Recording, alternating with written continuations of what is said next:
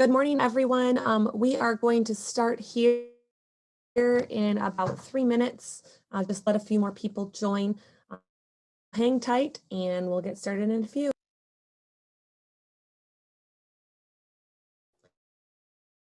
Okay, good morning, everyone. Welcome to our Tuesday winter webinar workshop brought to you today by Superior Materials, Levy Companies, and St. Mary's Cement. Thank you to our sponsors for help making this possible. Today's topic is decorative concrete do's and don'ts. We are super excited about this presentation. I actually did it with Todd here. He did it for us in the spring. I think it was the day that construction actually opened. So we were happy to bring it back. This is a very practical do and don't presentation. I hope you all enjoy it. And with that, Steve, would you go to the next slide? The webinar format today, questions, etc. It'll be approximately 1 hour plus any time for questions and answers. If it goes over an hour, we will make sure that you are credited for your CEH or PDH credits accordingly. Questions for the speaker. We would like you to use the question or answer button. You can make comments in the chat. The question and answer is just a little easier for us to see. Todd may answer those as we go, but he also might take them at the end. So if your question doesn't get answered right away, just know that we will be addressing some of those as we finish up. Again, feel free to use the chat. Steve and I will be monitoring that as we continue. Those logged on for the entire time will receive approximately 1 or more CEH credits emailed later today. So our speaker today is Todd Sherrick. Did I say it right? Absolutely. Okay. He's the president of Decorative Concrete Resources. They are an MCA member. He's an advocate and innovator in the decorative concrete industry for over 20 years. Hey, wait, go back. I can't read all of Sorry to take it away from you already. Fine, I'm just gonna let Todd introduce himself. Oh, never mind, actually. He's given seminars around the world of concrete, concrete decor, other state associations.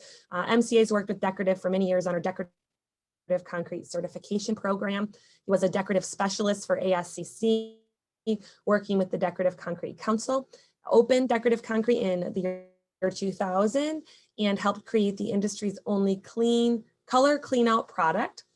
He's got numerous articles on decorative concrete, a member of ACI 310, and he helped develop the guide for ACI 310R-13.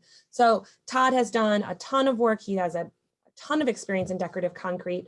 I hope you enjoyed this presentation as much as I did the last time I heard it. And please make sure you ask your questions, take some good notes. And again, Steve will talk about this at the end, but being recorded and will be posted on our website tomorrow with all of the slides. So you'll be able to look back and refer to that then. And with that, Todd, you are more than welcome to share your screen. All right, well, thank you, Heather. Let me go ahead and switch it over to mine. Make sure everybody sees that okay. All right, welcome. Again, it's been a pleasure to work with the MCA. Back in around 2003, 2004, I went down to the MCA, met with Bernie Cawley. And since that time, Bernie and Dave and the crew at the MCA, we've had a great working relationship. The idea is not so much about selling material, but it's been about improving the quality of the decorative concrete that's been placed around Michigan. And so in my time of working now, expanding out nationally and being part of the board of education, if you may, for Workable Concrete, I'm in charge of all decorative education. It's been neat to kind of take this from where it began in Michigan and do more nationally. And so we enjoy working with Heather, Steve, and the entire group. Everybody there has been great to us. So today what I'm going to do is just try to share things. I've been exposed to a lot of different contractors from around the world, especially here in the US, been in projects of small and large size. And I'd like to just take and be able to share a little bit of some of the things, the tricks that I've seen. A lot of these today are going to apply to regular concrete as well, but there's definitely things that are specific to decorative. So in my presentation, we're going to have everything from design to how to deal with surface crusting and tears, ways to stamp early, just a number of different tools for each of you to work with or to hopefully utilize. Quick little bit about Decorative Concrete Resources. As Heather said, we were kind of informally started around 2000 as a division of a contractor in Saginaw, Michigan. From there, we've developed now into, I think this is our third office in Saginaw. It's building now we finally own and keep expanding on. Our team of Ray and Kim and Kelly, along with the guys in the back, Craig and EJ, are primary people. And then obviously we have a lot of summer help, just do a phenomenal job of putting out great product. We specialize in integral color, but obviously carry hardeners, sealers, and other things as well, epoxies, rent stamps. I think at last count, we have somewhere around 50 or 60 sets of stamps that are out there for rent. And we have in our Saginaw office, have a beautiful outdoor showroom, as you can see on the slide there. On a personal side, I moved down to South Carolina 10 years ago after living in Saginaw my entire life. I have 2 sons, a stepdaughter. I have 2 grandchildren that both live about 20 minutes from me. And if I'm not traveling a little bit with my wife, we love to spend time on the lake. I occasionally fly over the lake. That was kind of a bucket list type item last year, and a lot of golf. So, and obviously today we're looking at a high of 66. So hoping that maybe this afternoon, all pass will lead me out there. So again, we'll start right up. Let's begin. These are all going to be quick topics, some more than other, but generally probably about a minute per topic. So we're going to move right along. First one is I like to talk about creating workable layouts. Most of these pictures are projects that I dealt with years ago. This was a friend of ours that simply had immediately wanted a patio right up against their home in hardscape to hardscape. So in this case, stamped patio up to brick really is not a great look. And 2 things, by moving that patio out, using this space here to put a couple bushes, some rocks, just basically soften the transition from the patio to the brick. A, looks good, but B, gave our workers the ability to have some room to work all sides of that slab. So when you think about a design like this, I designed this patio myself, and I look at it now and go, I really should have taken this area behind the patio set in front of that window. Nothing is ever going to be set there. So think about moving that out, creating a little bit more workable, creating some workable space for your workers. There is a door over here on the left, so they need a little stoop. So if I just kind of, put a rectangle here to show that area really didn't need to be concrete. I could have given them more usable area out here in the front.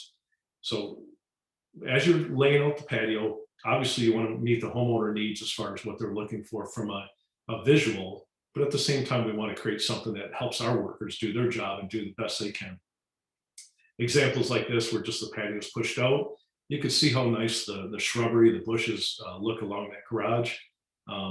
Wasn't tough at all to do, just it would have been a lot tougher had it all been right up against the back wall of the home. And one last one, a lot of working area here, a lot of area between the fire pit and the house, but yet most of that slab is up against the house. So if we just take and push that slab out a little bit closer to the fire pit, you could see how that still might have been mulch. And generally speaking, people are just not going to put a table set or chairs up against the house if they have the choice. So try to create a workable design when you're coming up with ideas for the homeowner. Next one is it relates to forming. We make a mess a lot of times, taking a skid steer, a Diablo or some of those devices into a backyard. We destroy a lot of the surrounding area. Hopefully, number one, you're putting it in your contract of who's handling that, who's handling the mess. But we can also take and minimize the mess. After you've already had the site's been properly flagged, utility companies at work, consider the use of a chop saw. It's amazing how just a simple chop saw can cut through your sod. Also, the other thing I've seen a lot of on a more national basis, because a lot of areas don't have to dig quite as deep as what Michigan does. For example, I'm looking at my driveway, it was literally set right on the base surface, which is mainly clay. And it just, but in Michigan, if you have to cut sod, if you can do that and try to minimize the amount of mess, don't be afraid to rent a sod cutter for the day. But you can see by using a chop saw how quickly and easily you could cut the sod, remove it, and what a clean edge it gives you to come back. This is one of my favorites. Next one here is trench drains. We get a lot of calls about people working around pools and what's the best suggestion of how to drain the water off. Obviously, there's trench drains that you can buy. They're fairly expensive. They're a little bit difficult to work with. But in this case, I found this out. A guy by the name of Sammy Duran out of Los Angeles is one that was the first to post this. And I just really liked his idea, which was to take and get PVC pipe. He generally uses a 4-inch pipe, puts it down in the lower quarter of the slab. So he has it placed, as he's preparing his subgrade. In this case, in the picture on the right, you can see he has some rebar as well. But notice the screws in that pipe. The screws are there so that when he pours and when he cuts it, that pipe will never slide. Because if that pipe can turn and rotate, eventually where we're going to cut a slit for the water to drain into, it could turn. By having those screws with a washer so they don't move around, that pipe's going to stay consistent. So we're going to go ahead and pour the concrete, as you can see on the left, right up around that, or up and over top of that pipe. He's obviously got it well marked so he can come back and saw cut it. Sometimes you may want to take and utilize a second blade, stack blade, so you get a little wider cut. But that process works extremely well for creating a drain that's very invisible. Great clean out capabilities. If I go back one slide here, you'll see on the photo here in the middle, you can build in a clean out if you need to, so that you can kind of take a hose and run it right through there if there's any buildup in there at any time. If you have a little clean out cap, that's the worst case scenario. But even if you have one end, the one end is open, that's the draining location, you could even run water up into that and basically fill it up with water, kind of do a flush of that trench drain. So just a great little tip. And if anybody needs to know pictures or explanation of how that process is done, I'd be glad to share those with you later. Another one that I found here, just again, relates to all types of concrete, but is holding expansion up. I know when we pour concrete, typically the expansion is just put in at the after the pour, during the pour. You're trying to hold it up best you can, usually, as you're pushing concrete up against it. Mike Griffin here, he works for a municipality down in Ohio, but he's a good friend of mine, despite him being from Ohio. He shares a neat little trick here for how to hold this expansion up. Just pay attention that when I show this video, these stakes are not stakes into the ground. They're just holding the expansion material up. So I'll let Mike go through this. All right, here's a little trick to hold your expansion up. It can be stacked up 12 inches tall, whatever. Anyway, draw your nail in there. Your expansion. It could be up against the head or concrete or anything. You know, a lot of people use a spray. That's very helpful. Just got to put it in there. Just drive it in a little bit. Same thing.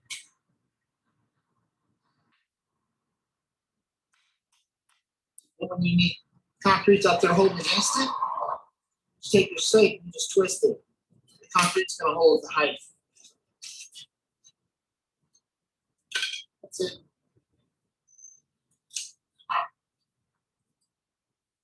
Great little tip by Mike there. As you can see by the surrounding concrete, Mike is not a decorative concrete installer.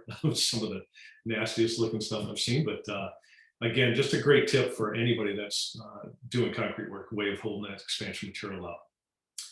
I don't know why, I've just seen just a rash lately. I threw this slide in here because I've seen a rash of people driving through barricades, or half the time, it's out on Facebook. Some of the Facebook groups guys are showing people driven into their work. And if you step back and look at their picture, they don't have barricades up. Keep in mind that falls on you if it's not barricaded. Falls on the insurance company if it is barricaded. So, make sure you protect your own work. This one's a little bit about safety. We obviously always want to stress safety on the job site and safety in the surrounding working areas. All this tip is just sharing with you, just to throw a little piece of yellow caution tape on your float handles. Once you get 2 or 3 float handles high, as you see, stuff. But as you'll see, it's a lot of surrounding wires for this worker. And by putting a little piece of yellow caution tape on their float handles, and I would do a couple of them, just reminds that worker that, hey, I've got some lines above me. There was a lot of hazards waiting there for that person to hit. And the article shown here just even shows how they had a 29-foot long float handle, which is crazy long. But in this case, it did catch a line and electrocuted the gentleman. So it's something that we're trying to avoid is just a little bit of safety on the site. Back around 2000, company I was involved with did the Frankenmuth River Place. And Frankenmuth River Place, all the buildings had a stucco type finish or ephes finish. And we were told that, number one, you can't use duct tape to adhere to it, which A, it doesn't really stick. And B, it would pull the finish off. And B, we couldn't put any nails or pins. But at the same time, we were told that if we stained any of these surrounding buildings, they were our responsibility to fix. So we did a little bit of research. I mean, I think the internet was still fairly new at the time, but I happened to find this little trick here. Half a cup of dishwasher detergent to 1 gallon of water, preferably warm water. But all you're going to do is spray that on the surface and create a soap scum. That soap scum is going to be a film layer that helps your powder release from sticking to vinyl siding, to brick, to anything. In this case, I like to even use it on the concrete. Think if I were doing a front porch and you're walking across the driveway and the sidewalk, spray it on the driveway and sidewalk. You're creating a soap scum layer that hopefully will help you avoid some of the stains from your workers walking across that surface. So great little tip. It's worked wonders for years. Obviously, the more porous the surface, the less effective it will be. So brick and block, fairly porous, it's not gonna be the best trick. I'm still trying to use plastic. But when you can't use plastic or just looking for an extra layer of insurance, that trick right there works very well. Next thing we're going to talk about is kind of a trouble avoidance, and that is surface crusting. Surface crusting for years was one of the biggest calls that came in through the MCA for issues related to stamped concrete. And I speak on at World of Concrete every year, and most years it's related to stamped concrete. And if I do a show of hands in a room with 300-400 people and say, what's the worst day in the world that you can pour concrete? Just about everybody says hot, sunny day. Well, in reality, that's not the case. Reality is it's going to be about another month and a half from now, say 1st of April. 1st of April, you're in Michigan. You have a very cold base. You have no humidity. Let me go here. You have no humidity and you have warm sun. So you got a slow setting on your base. You got no humidity, which is drying out the surface, and you have warm sun drying out the surface, as well as maybe a light breeze. So those are the worst condition. That's the worst day possible. 50 degrees in sun, which sounds like a great time to pour concrete, is really a very bad day as far as stamped concrete. So you have to be careful. And the reason for that is it's similar to an apple pie, because that cold base is preventing the inside of the pie from firming up. Your concrete's not setting up. So despite, in this case, a very sharp knife cutting the surface of the pie, it still is causing surface tears. You can see them all throughout the crust. And so the idea for us is try to let that surface become crusty. We want to make sure that surface stays pliable, and at the same time, possibly get the guts or the matrix of our concrete to set up faster. So how do we avoid it? A couple different things. Number one, if you're an experienced company and you feel like, hey, we could really, it's a fairly small job, we have control of this, we can maybe take and consider the use of a non-chloride accelerator that will not affect the color, and use a non-chloride accelerator to speed that up so that the base isn't sitting there so long, and therefore the top is not exposed as long. So that combination will help avoid crusting. The second one as well is for the use of evaporation retarders. The second way to reduce crusting is evaporation retarders. And all evaporation retarders will be helpful, but be careful because some are not color compatible. You can see I have a list of them here that we've used over the years that are color compatible. Just make sure if you're using something that's not water, water will bleach out the color.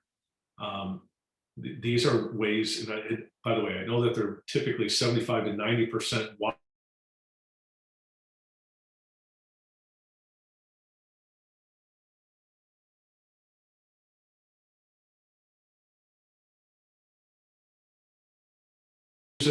we have found just kind of through our own use throughout Michigan, Ray and Kim have shared with me, a couple people have mentioned if they if they don't finish it in, it will leave a little bit of a white residue similar to like an efflorescence. So if you do spray it on, just do a quick hit.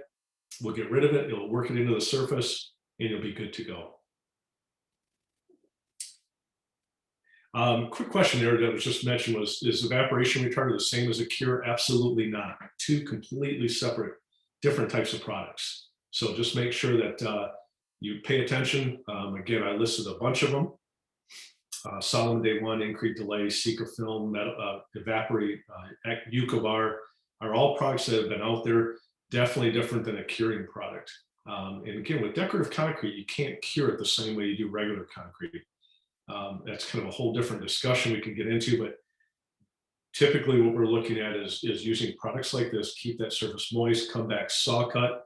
The thing is that we recommend a couple different sealers that are curing agents that are being applied usually within the first 24 hours. So those are things that we like to, or the reason why we don't use any curing products. Curing products are they are not compatible with decorative or colored concrete. Curing products will typically bleach it out, definitely cause a whiteness or haziness. So do not use a traditional cure on colored concrete.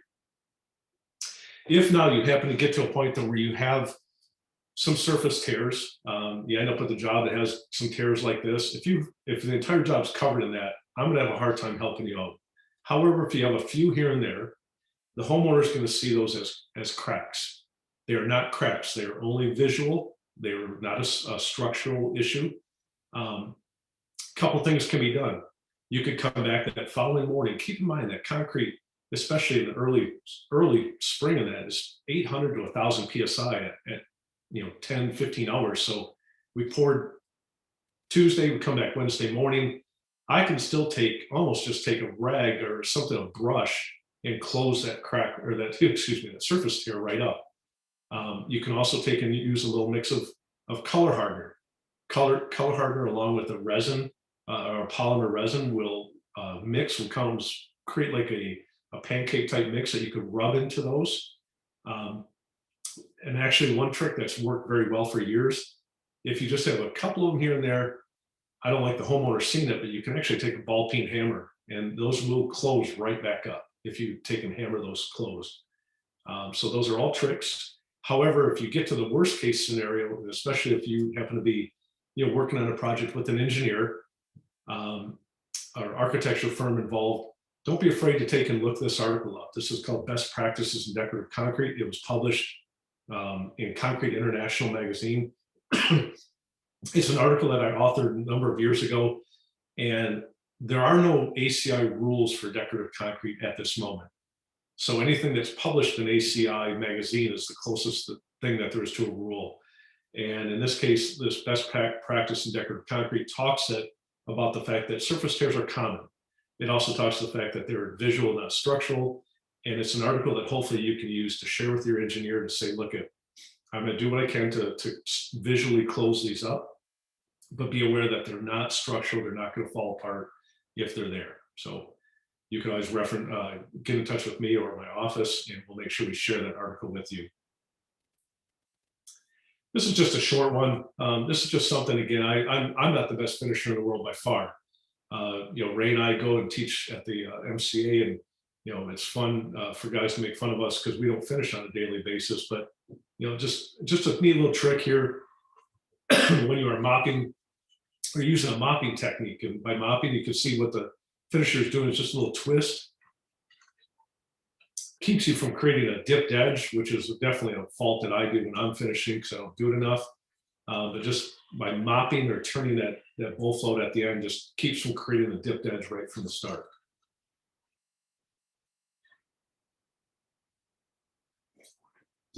All right, next one we're going to move on to step and porch facing. When we go into decorative concrete, obviously we're always concerned about how the front of a step, a stair face, or a porch face is going to look.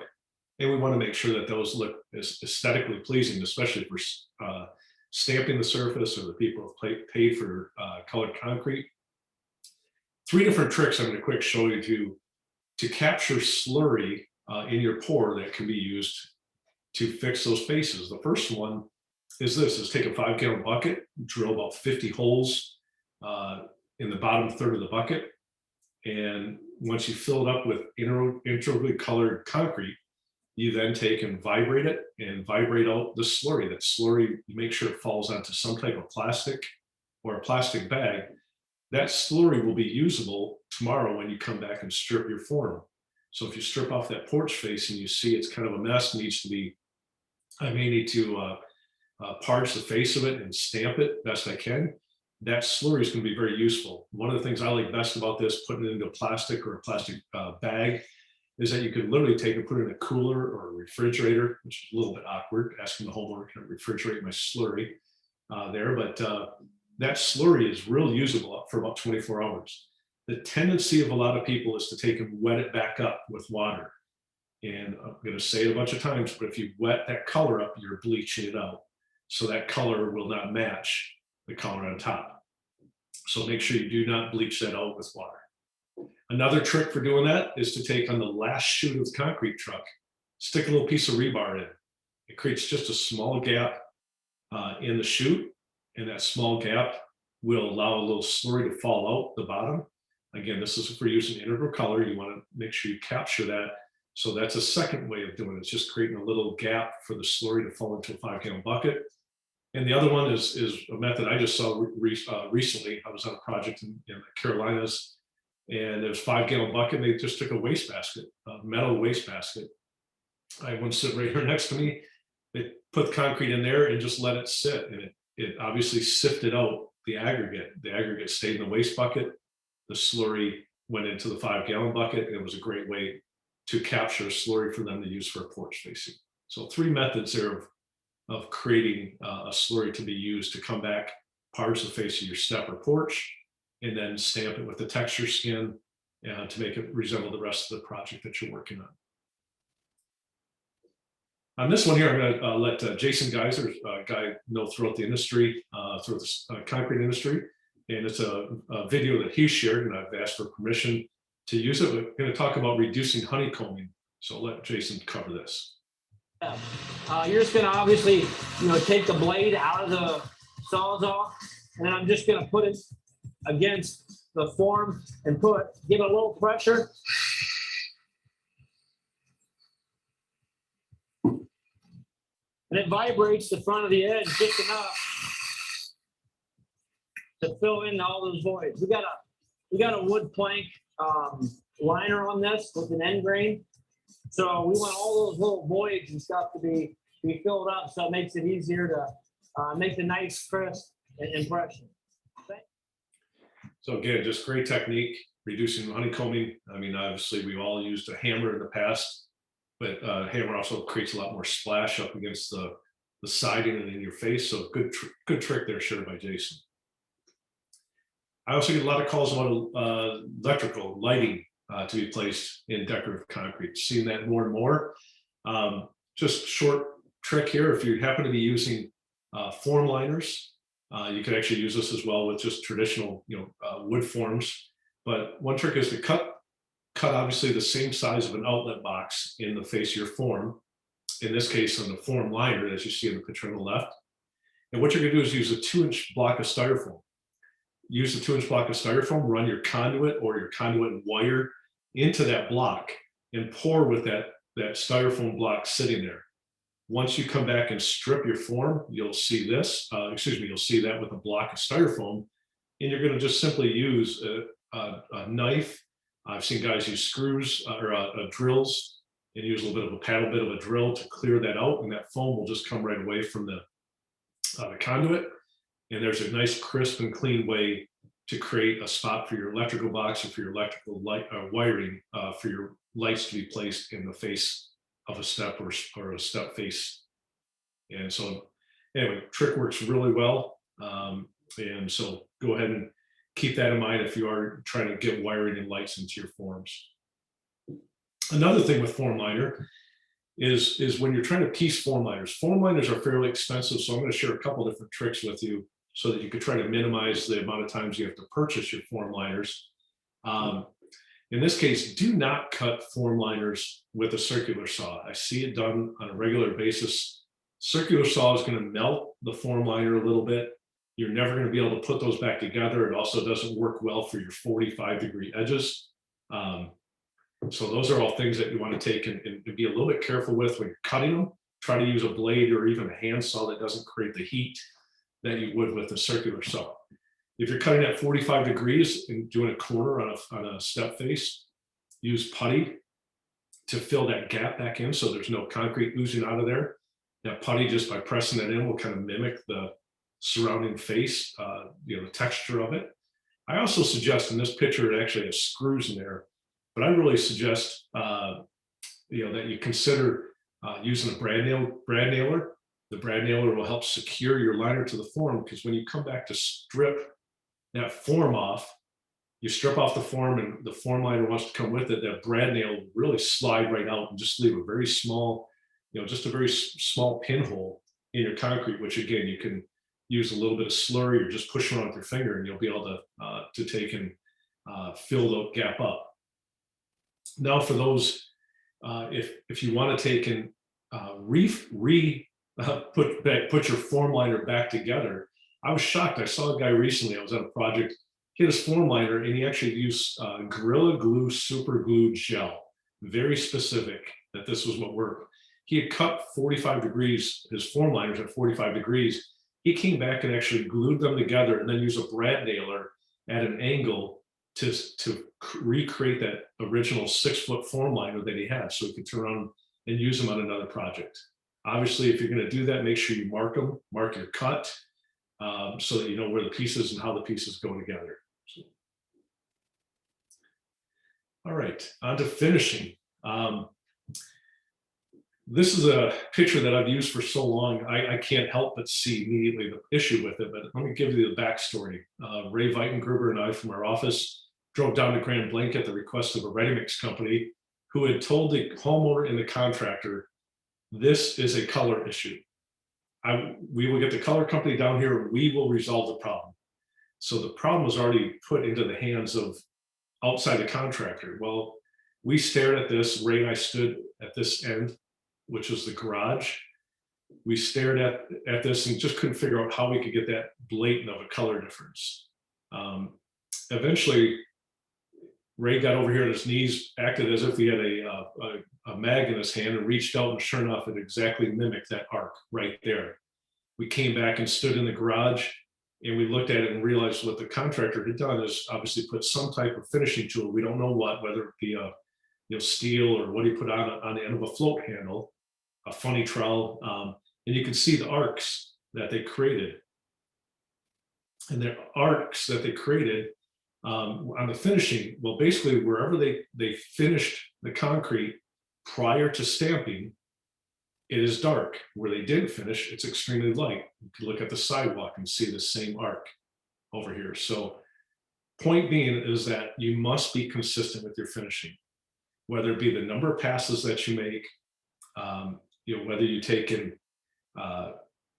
the amount of passes that you make, the tooling that you're using, because everybody has different methods and what tools they use to create their finish prior to stamping, but you must be consistent. A couple more pictures to show it. This is the walkway here that was poured the day before of a patio. And you can see in this case where the finisher knelt down on the edge of the sidewalk and finished and created that picture frame. So that picture frame right there, is just created by a different finishing technique. In this case, what's interesting to me is the finishing caused a lighter finish, where on the previous picture, the finishing caused a darker finish. So anyway, it's just unique, in that different, the lighter, the darker one, I can't quite understand yet. But the point being is that it picture frames it. It's very obvious. Another one here where you can see the swipe mark of the tool. So the ultimate point here that we want from this is to make sure that you finish consistently the entire surface. A trick that we've been using, and you can see by the date of the pictures, back from the late 90s when we were stamping. I think we started stamping in around 95, somewhere in that area. Was we used one of the best purchases we ever made was a pick, some people call it a stage, to start stamping earlier. The pick or the stage allow you to get out over the surface. And we actually had a 20 and a 24 footer, so we could cross them. And a lot of times we could do an entire patio without ever really having to step foot on it. I remember this particular pour is actually one of my old neighbors up in Michigan, 2 8-yard pours, all wheeled to the backyard, hand wheeled to the backyard. We never used pumps at the time. And we had to get on it early in order to make sure we stayed on top of the whole pour. So we got out there with that pick, and as you can see, stamping essentially by hand, very light texture. Occasionally we'd put foot down on the mat to apply the pressure, but otherwise, that's a way you could start early, not lose it. And it definitely worked out extremely well for us. Just so it was a routine thing for us to do. I'm going to do a couple more slides, and I'm going to try to address a couple of questions that have come up. So for those of you that are throwing the questions out on the Q&A, I should be able to get to those here in just a minute. Make sure that when you are using texture skin stamps, and in this case, these happen to be the new magnetic texture skins that are not only they're not only texture, but they have a pattern in them. Make sure that you flip your edges. So I'm going to let this video run for a second, then I'll come back and explain the key thing that you're looking for. Kind of think about where that bottom mat is. So that blue mat was on the bottom. This edge right here, which I'll give this, so I'm going to let it finish. You want to come back and flip those mats. So originally this red mat was on the bottom. So when that red mat was on the bottom and the contractor was texturing it, we created a little ridge right here.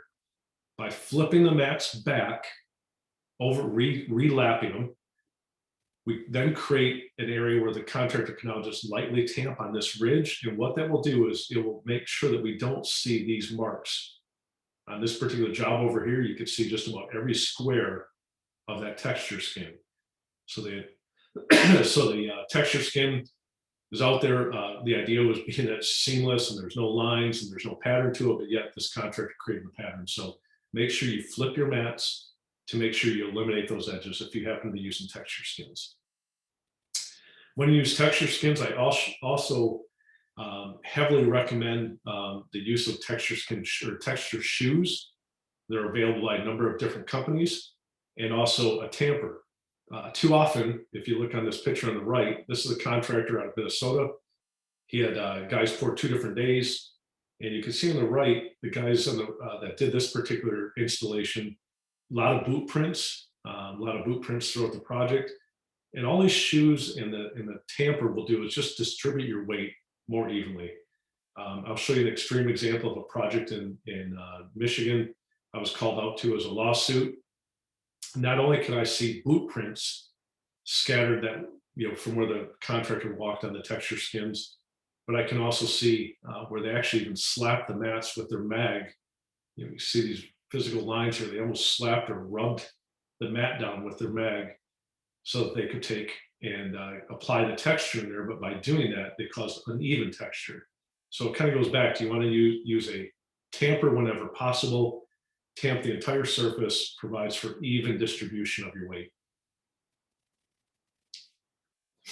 So with seamless texture skins, you typically will start a little bit later than you would with traditional mats, because the mats are thinner. So therefore the rubber's not going to distribute your weight as well as it would with a thicker pattern mat. You want to avoid, if you happen to be using the new magnetic stamps that we've been showing for the last couple of years, avoid tamping on the magnetic dots or the handles. Those areas will kind of leave a little bit deeper impression. Pretty obvious that there's something in that rubber and you tamp down on it, it's going to push you a little deeper. And the last one is just kind of, this is a tip I've seen. I've never used this myself, but consider starting in the middle. So the idea is, if you have enough mats, you almost could take and have 2 crews working out of the middle, working across. You start in the middle, work both left and right at the same time. By doing that, you're going to reduce any noticeable changes in texture if the concrete's setting up on you a little bit. One of the things I do get with the new magnetic stamps we're seeing definitely the increased use of liquid release. With the increased use of liquid release, we also get a lot of people complaining about pucker marks. So mats, when you pull up your mat, it leaves a little bit of a pull where the concrete's sticking to the mat. So number one, if you're using a traditional stamp mat, make sure that you take and pull the corner first. If you're trying to lift up by the handles, you're essentially creating like a vacuum, and it's pulling the concrete up with it. It's amazing how many pucker marks are reduced if you just simply lift a corner, then lift one of the handles, and then lift both handles up. That corner trick takes care of a lot of them. Also, a lot of pucker marks are caused by way too much release being applied. You see a lot of people over applying release. You don't need to puddle it. That seems to be one of the issues. And then obviously, if you're starting too early. A friend of mine here, Mark Ronk, actually has a quick little trick as well, though. If you happen to get a few of those pulls with your mat, little pucker marks, he just takes and swipes it with a steel trowel. So let me just show you his technique. And no video on this one, but you can see he's just real lightly hitting it with a trowel or with a steel trowel. So even if you're out there on the mat and you lift the mat up and see that before you move off the next mat and move the mats, you can see how just reaching out there lightly will knock those down, and all that lift or the pull or pucker marks will all come up. If you deal with pools and you deal with coping, Kim and Ray and Kelly, they work a little bit with, I think, Pacific Form Liner. A lot of people do Stegmeyer forms, all pool coping type forms. Two little tricks just to help finish your edges once you strip the form. If you strip the form off, take a piece of your styrofoam, wrap it in some type of duct tape. It basically becomes a nice smoothing finishing tool. The other trick is to do caution tape. Caution tape works really well to kind of almost use a buff type of action up and down with it. And that will take care of any honeycombing or little issues that you may have in the face of that coping form. I did that at my previous house and used I used the coping, a piece of the styrofoam coping with duct tape, and it worked very well to close up any bug holes. Note too that that caution tape method can also be used even if you do stair faces. It's a nice way of getting the edge of the stair face to round that stair face off. It's a good way of just kind of creating a nice finished look on it. I'm going to take 1 second here. I've got a couple questions out there I'd like to address. Let's see. Talking about evaporation retarder, just have an anonymous attendee here that mentioned just evaporation retarders should be a common item that you should have on your truck. Absolutely should be in a sprayer in your truck, ready to go at all times. The longer that you can let it sit on the top without hitting it, it's gonna work even better for you. But do make sure you hit it before you finish or before you apply your release. So again, spray evaporation retarder on, let it sit, but make sure you hit it with your tooling one last time before you go ahead and apply your release, because it could cause a little color difference if you don't. But have that available for all your projects, whether it be traditional, concrete, or decorative. I have a question also about curing stamped concrete. That's been a 20-year question in the decorative concrete world. Curing decorative concrete, what has become acceptable by engineers, because most of the time it talks about curing within 24 hours. And so when you use powder release, you obviously can't start spraying a liquid cure on it. Number one, the traditional 309 sealers or any type of white pig curing agent is going to destroy the look of colored concrete. So what is acceptable, and there's again articles that I could share with you that are out there, is powder release. Number one, will act as a moisture repellent, so it's going to kind of keep the moisture in the concrete. So what's been accepted by most engineering communities is that you can leave powder release on, come back the following day to wash that off. And if you are using a 1315 sealer, so your sealer must show that it's ASTM 1315. ASTM 1315 is a higher curing standard. So if you're putting that down in that window of 24 hours, you've basically got an acceptable curing method, even if you're using powder release. Most people are thinking of curing that. I've got to cure it within that first minute or two after placement, or first hour or two, but that is not the case. It's become acceptable that you're using a 1315 sealer, you're in a 24-hour type of window, And that's now become standard for acceptable practice for curing concrete. Also have a question here about the form liner. Why wouldn't you cut your nails back to the inside edge of the form liner and let it, instead of letting them protrude? Logic behind it is solid, John, that you can cut those back, snip them off, or just use a brad, in this case, a brad nailer or a screw that just does not protrude into the concrete.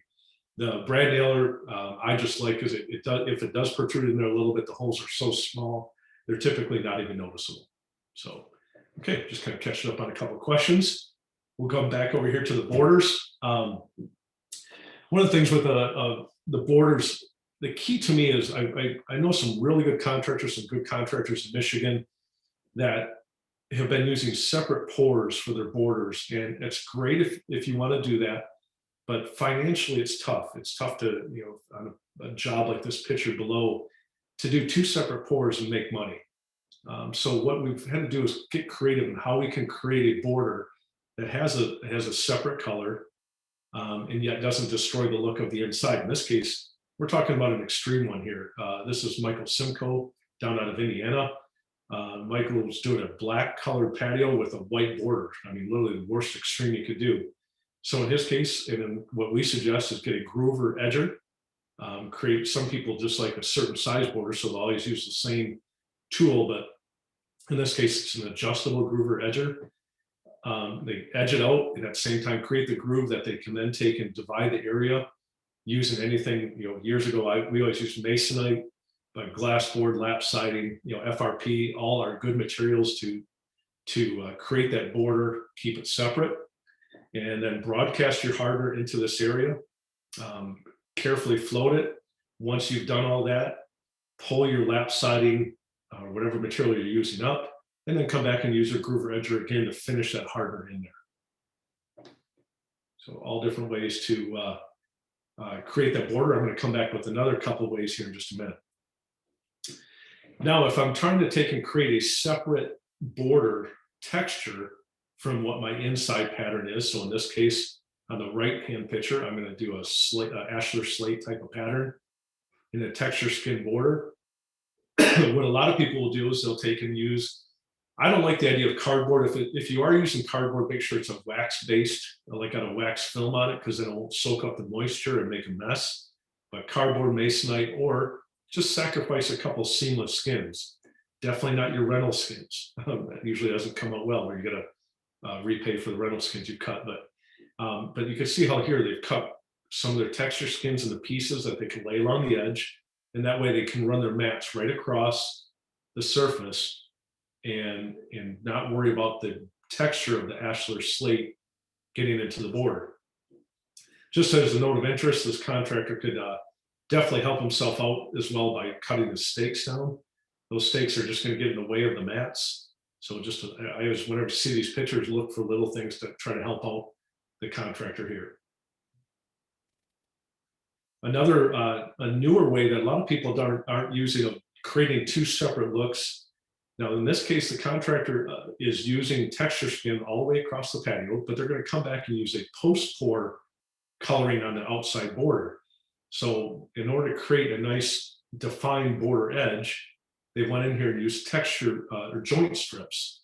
These joint strips are right here, a piece of rubber that basically goes in. You just kind of lightly tap it into the concrete prior to doing the rest of your stamping. So you can see here the contractor is stamping right over top of them. The entire surface now has a texture skin applied to it. And then what this contractor did on this particular job is to come back, clean the surface, and then use a post-pour coloring after it, which I'm going to talk about on the next slide. So a way that you could do post-pour border coloring to create a 2-color look. So if you don't want to use hardener, you don't want to do 2 separate pours, another method for doing a separate color is to use one of these 2 products called Brickform Simcoat, which is like a very cementitious paint. When you apply it, it's applied and you'll still see the texture below of the concrete. Same with Pro Stain, with Proline Pro Stain. What I like about them is in a project like this, this is when the stain has just been applied. you can then come back and antique it. So you can antique it to give it a 2-color look, a 2-color stamp look. And when you apply that 2-color stamp look, let it dry and then seal it, it will look as if you poured 2 separate colors. I have not used Pro Stain myself. I have used Suncoat, and I will tell you that Suncoat, when it's applied and it dries, it looks just like dry integral colored concrete. But I've also heard nothing but rave reviews from my staff about Pro Stain, and it works just in the same way. So that's just a great way to create a border. I did not recommend this 5 years ago. I'd say 5 years ago, I wouldn't have recommended this, but these products now have such good bonding capabilities. As long as you haven't applied a sealer to that border, you can do any of this type of staining to do a secondary coloring type of look, whether it be to a border or to a medallion somewhere in the middle of the stamp pattern or stamp job as well. Just a couple quick things I want to mention. Antiquing, whether it be new or old stamped concrete. Antiquing, it's funny how a lot of us have old jobs. You know, that's a source of income to go back to and re-up those jobs, make them look good again. If the people have not sealed them, if you sealed it properly to start with, there's only a couple mils of sealer on that surface. And over 2, 3, 5 years, for sure, by 5 years, there's pretty much no sealer left there. That sealer's worn off. And so if you know that the sealer's worn off, number one, if you don't, you need to strip it, make sure, use xylene or another product. We sell a number of products that will allow you to strip sealer away easier. It's never easy, but it's easier. You can also have it a light sandblasting to remove that sealer as well. That's the best way.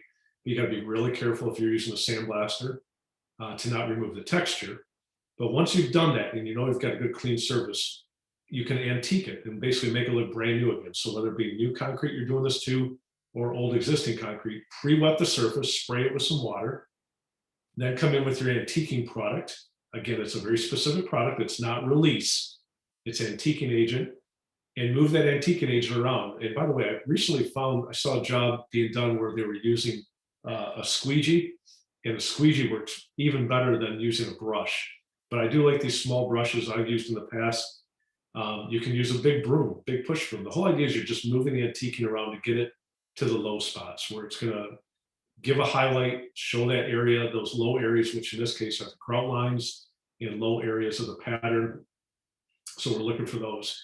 When it settles in, it's eventually gonna dry. I would never wanna leave any more than that puddle right there. That's probably about as much as you wanna see. You can notice down in the picture in the lower right, that's the darkness is where that puddled area remains.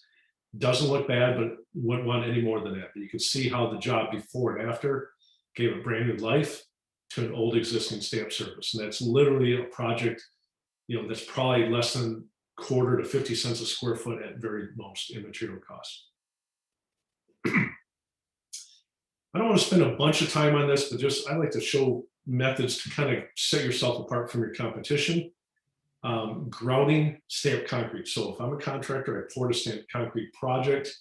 Before sealing it, I want to come in here and give it a very natural look, natural grout lines, because most of our release agents we typically use are darker, and people want a light gray joint.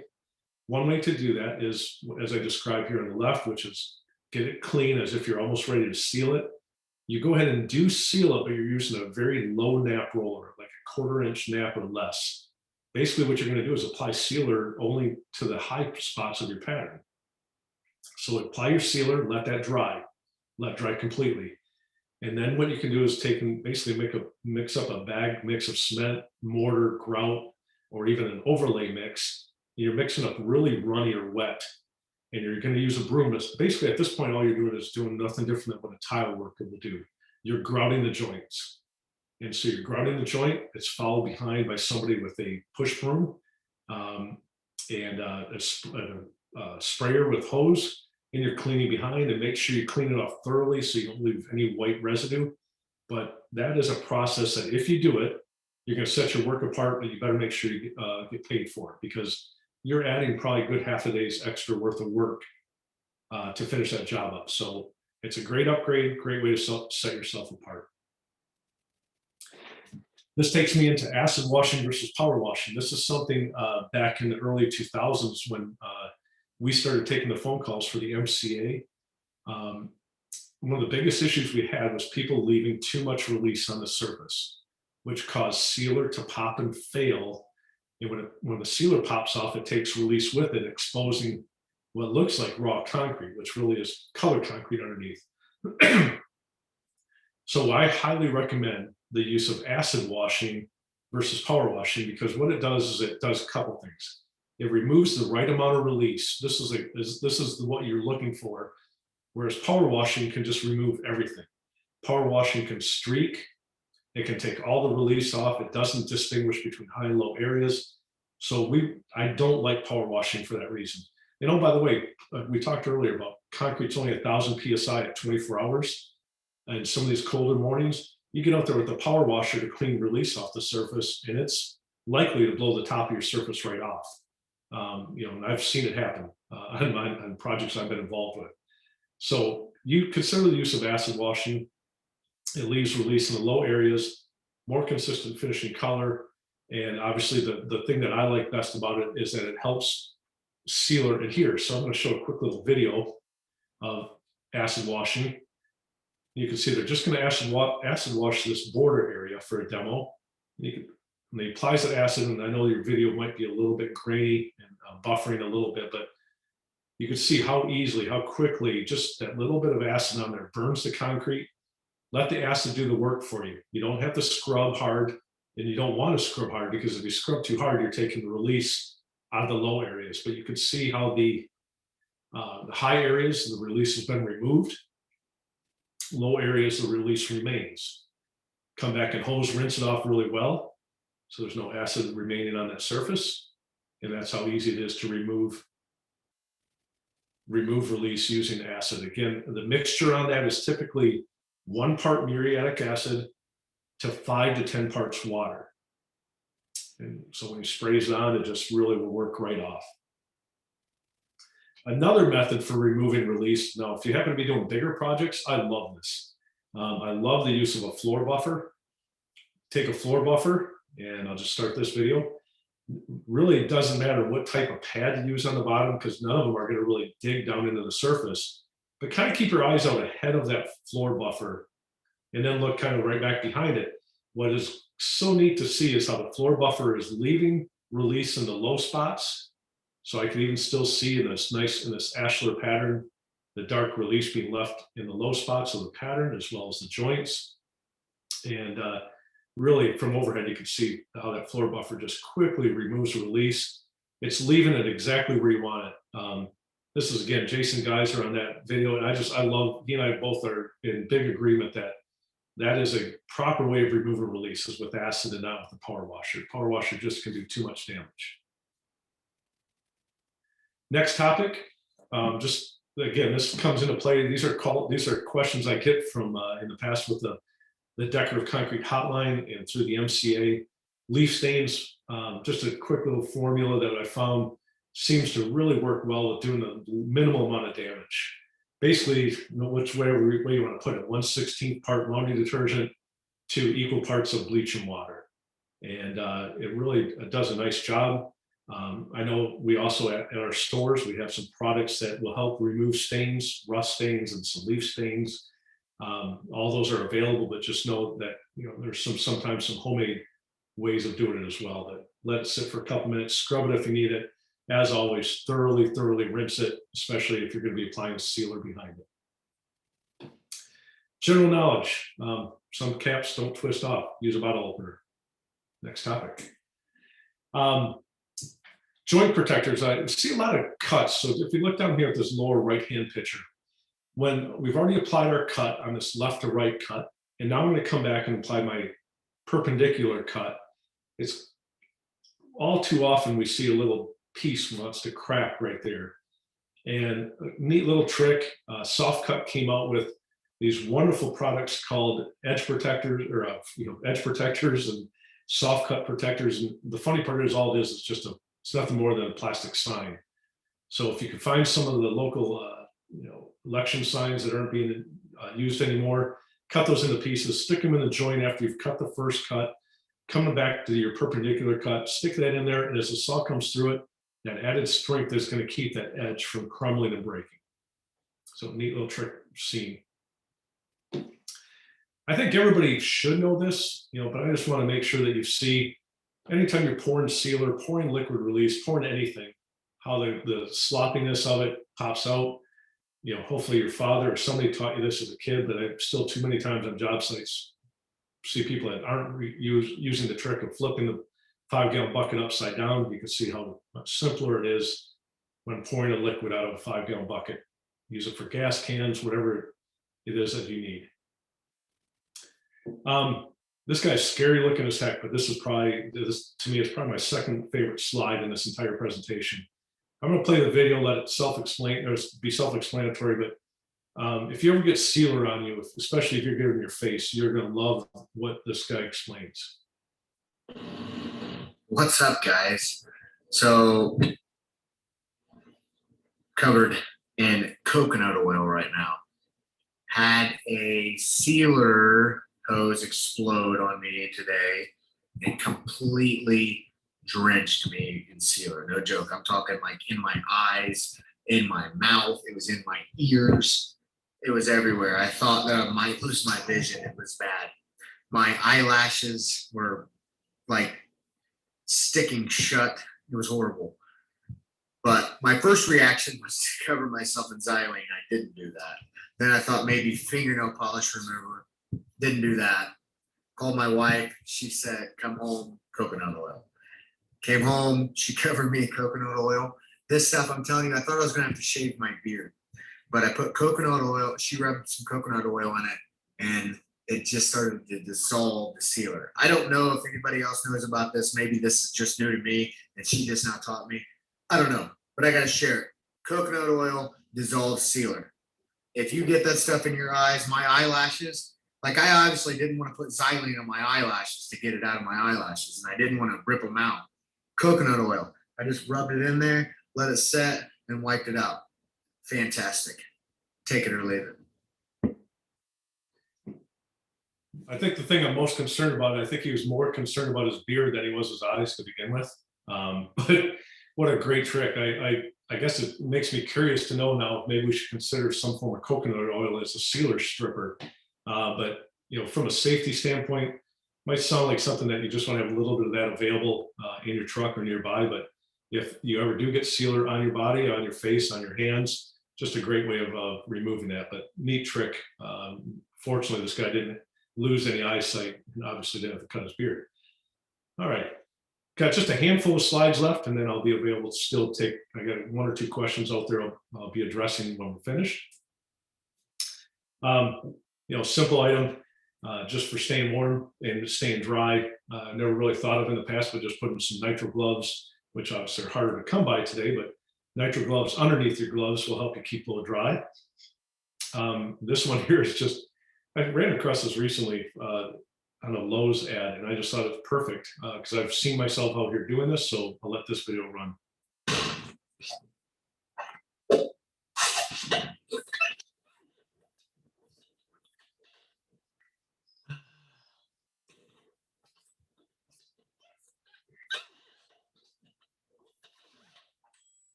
Well, thank you to Lowe's for that tip, but quick and easy way to learn how to put your boots on, which I never knew. This one here actually has a little video, but I'll just talk right over it. It's all this is just taking, anytime you have an extra gasket, a little rubber gasket, even caution tape will work.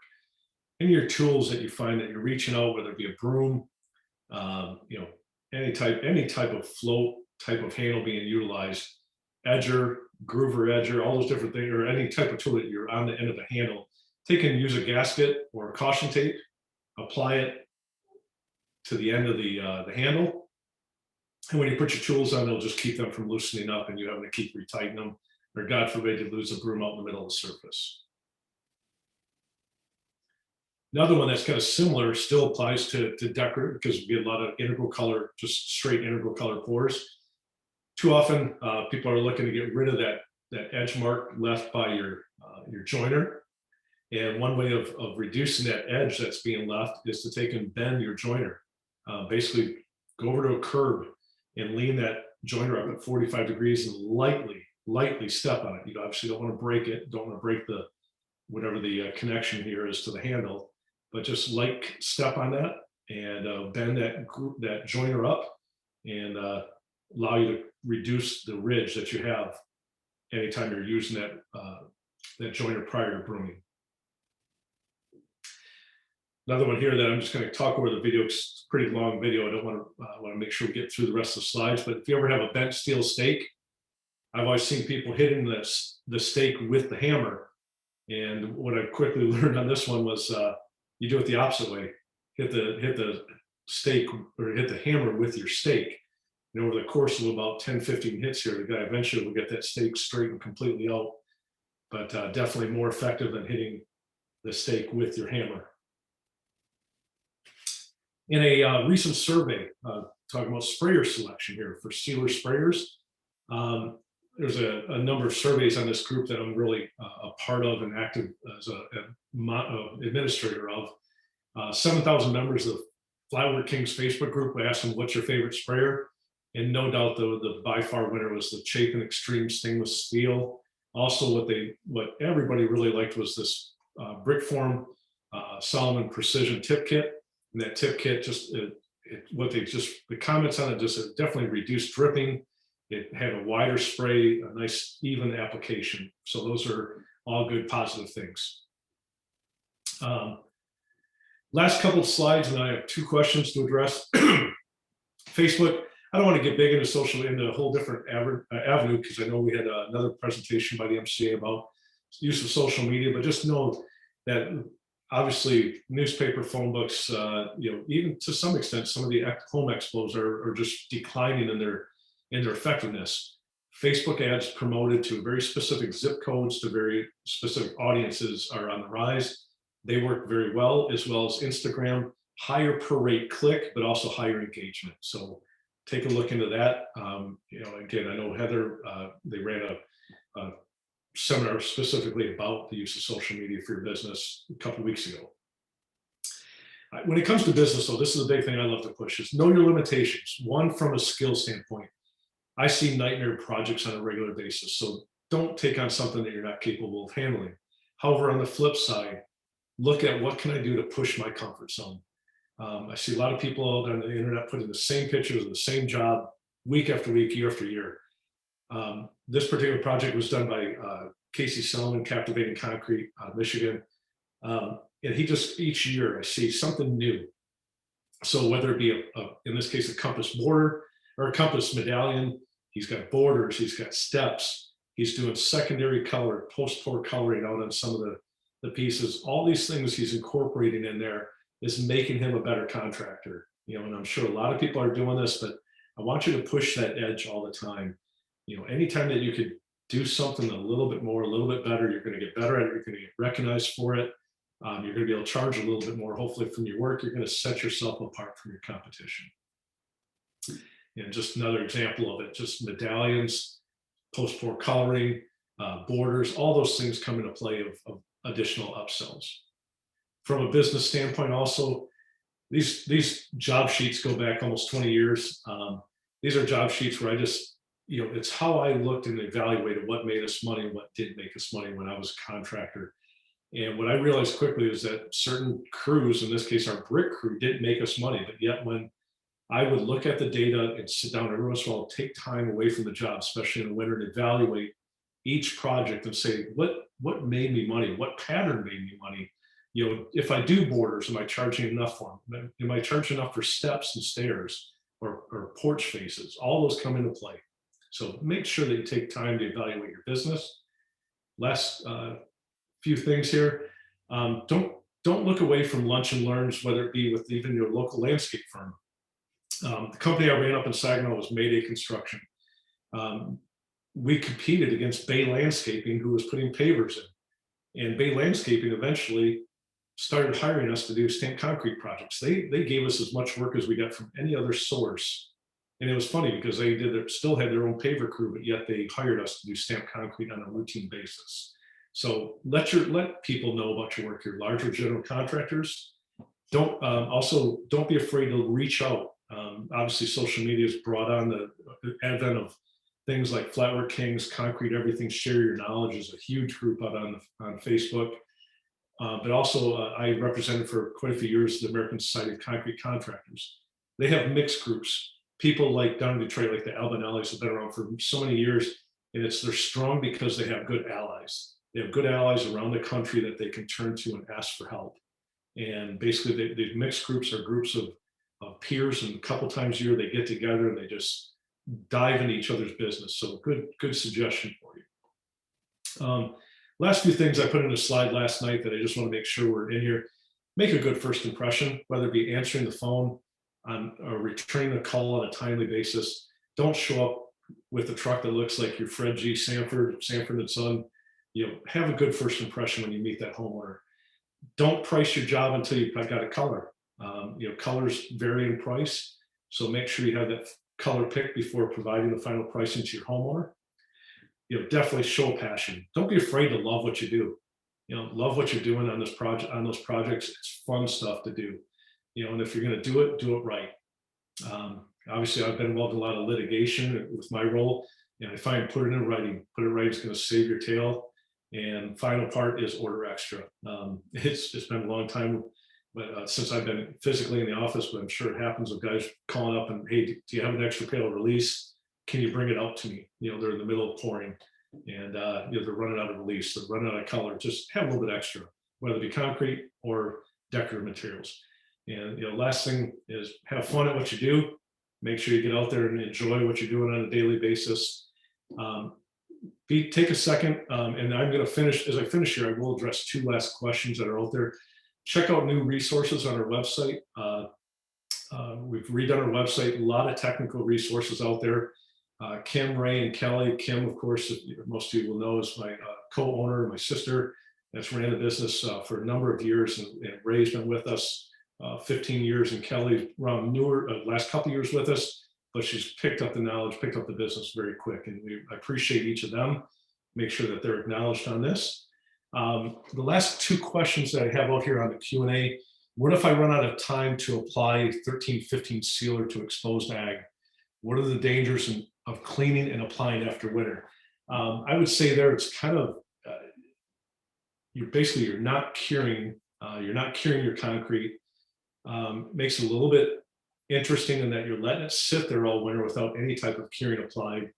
I'm just kind of curious why you run out of time. If you clean the exposed ag, the neat part about, for example, the Vexcon 1315 sealer that we sell, you can apply that even if the surface is damp. So if you clean your exposed aggregate and you can just put a leaf blower on it just to get puddles off of there, you can apply 1315 sealer to it. We've got a lot of experience with that sealer being applied. I've used it even when it's been snowing out. I did a project in Kalamazoo where it was snowing. As we cleaned and then applied the sealer, we just took a leaf blower to make sure there's no puddles, applied that 1315 sealer. So at this point, I guess my answer to the question is that you really can't run out of time. As long as you can just get the puddles off, you should be able to take that out of there. And then the follow-up to that question, the temp dropped below 40 degrees and hasn't come back. That same sealer I just mentioned is actually applicable down to 20 degrees. So give Kim, Ray, or Kelly a call. That I'm not trying to push a product, but that particular sealer is a 1315 high standard cure and seal decorative sealer, and it's applicable down to 20 degrees. And I have another question here talking about recommendation for sealers. I just mentioned Vexcon 1315. By the way, they've been bought by Chem Masters, so you may see some relabeling. But I think they're keeping that Vexcon 1315 Certivex 1315 name because it's a phenomenal sealer. It's worked well. We also use a product called Deco Guard and Deco Guard Plus that work very well, because what we're also seeing is the change in sealers and decorative sealers to sealers that penetrate a little bit more. And Deco Guard is one of those. And so question that's out here for stamped and exposed ag. Right now, if you were to ask me about a non-DOT project that required a 1315 standard, I would probably go with the Deco Guard because it's a penetrant, and I think that's the future of the sealers. If it is a project that's requiring a curing being applied in a set time frame, then I would probably go with the Vexcon 1315 because of its wide range of applications, timing, the timing window, the moisture window all come into play. And so with that, hopefully I've covered a lot here. I've got it read a little bit long. Heather told me it was okay for about 10, 15 minutes extra, but I want to thank MCA. I want to thank everybody that attended today. Please reach out to our office. Please reach out to me. There's my email address. And hit me up if I can help in any way. And obviously our office is well stocked and prepared for hopefully another great year ahead in Michigan for decorative concrete.